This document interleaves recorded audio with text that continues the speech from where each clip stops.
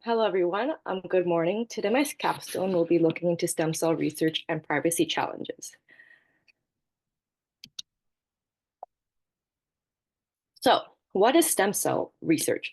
So, let's start with stem cells. Stem cell is a type of unspecialized cells of the human body that can develop into any type of cell within an organism and possess the unique ability to self-renew. And they're both present in embryonic and adult tissues, and they undergo multiple stages of specializations as they mature.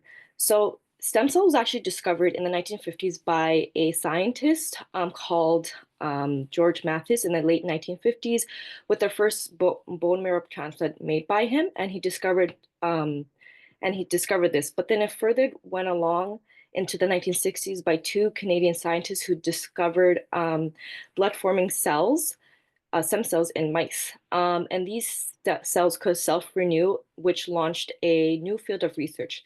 And Canada became a leader in this area, which advances like iPSCs, which is a type of stem cell, can now help study like different diseases and helping cure cancer and other developmental treatments for, let's say, diabetes.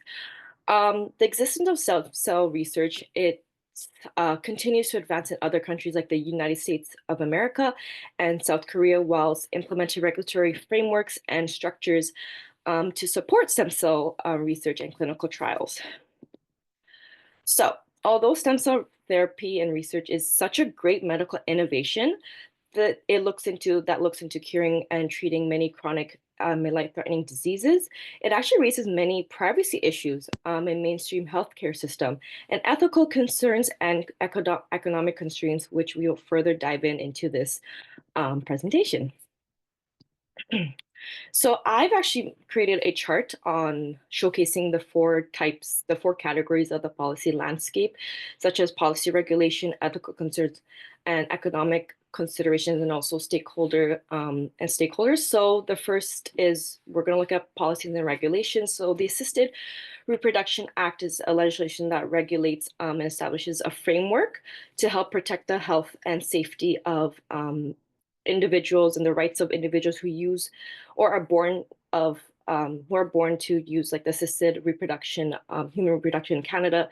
It actually prohibits and prohibits the research in certain human genome alterations, as well as it requires fertility clinics and researchers to be fully licensed. Now, the Canadian Institute of Health Research, or in short, CIHR,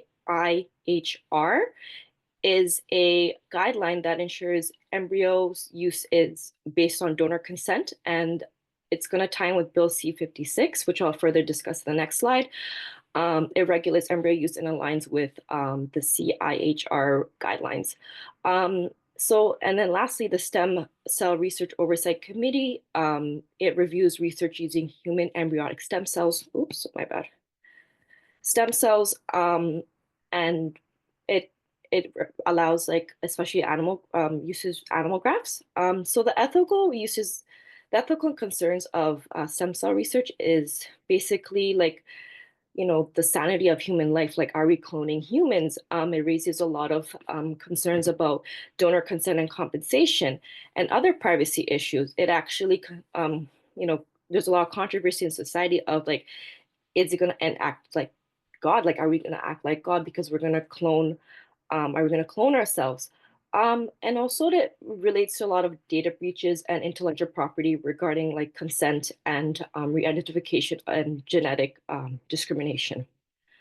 The economics cost is basically like, there's a lot of high clinical costs, like it's like billions of dollars. There's a lot of funding gaps from the government and with the committee, with the stem cell oversight committee, which kind of creates a divide between countries and socioeconomic groups. So stakeholders, as you can see, there are many. There's like biofirm researchers, um, and religious and ethical organizations, and patient advocacy groups. They all play a huge role in stem cell research. So now we go, so as I said in the previous slide, we're going to talk a little bit about BC56. Here, This bill was introduced in 2002. It aims to regulate assisted human reproduction and related research to protect Canadians' health and safety. It prohibits unethical practices like human cloning and sets up like a regulatory body to license and monitor activities. This bill actually follows years of policy development, including the 1993 Proceed with Care report and the 1995 moratorium on controversial practices. And it builds on earlier efforts such as the failed BC 47 and reflects many recommendations from the 2001 Health Committee review. However, as I posted here, there's a clause 8 that deals with privacy and written consent on using vitro embryos or human reproductive materials and protects donors from any harm necessary, even if the donor is deceased. So next, I'm going to talk about that like we have these regulations and policies in place, but there should be further patient privacy rights to not only promote ethical practices.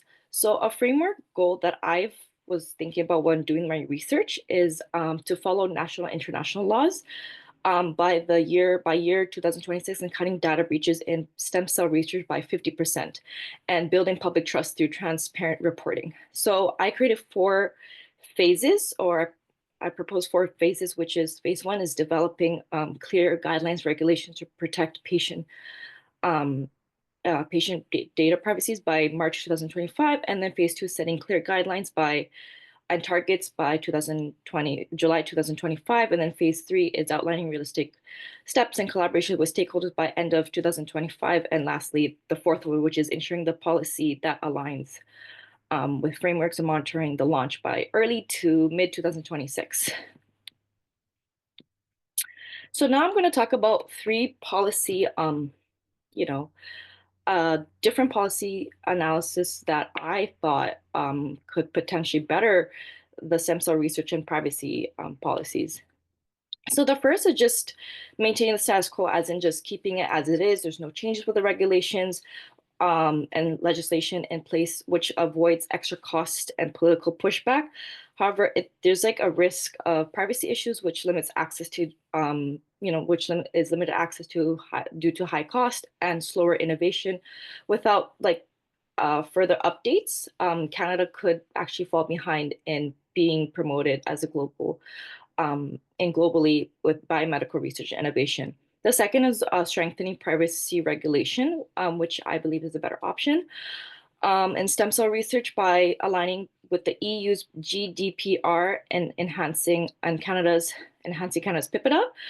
Key measures include like mandatory consent, stronger cybersecurity, regular audits, and stricter penalties. This would actually boost like data security, which reduces risk of misuse and actually encourage and build public trust for more participation in stem cell research. However, it could raise costs for research institutions and slow progress due to administrative burdens. Lastly is increasing government funding. So this would be increasing government funding for ethical stem cell research. This would involve expanding like the CIHR grants and creating a body to oversee ethics and requiring open access to publications for the results. And there'll be benefits including faster medical breakthroughs, stronger ethical standards, and improved access to treatments. However, challenges again are high costs and competition with other countries and further governmental delays.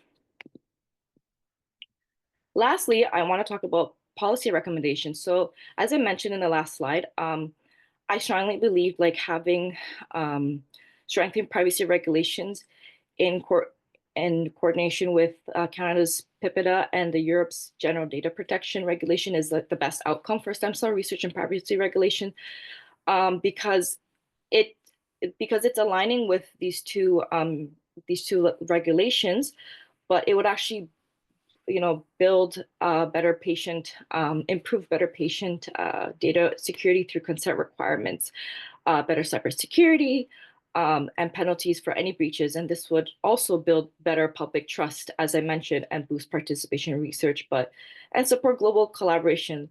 Though again, it may raise costs due to staff training and cybersecurity upgrades. The long-term benefits does include stronger data protection and competitiveness, and government agencies will need more resources for enforcement, and support should be offered through like the smaller labs to ease the transition of such. So So thank you so much. And that was my presentation. I'm open to the floor for any questions or comments.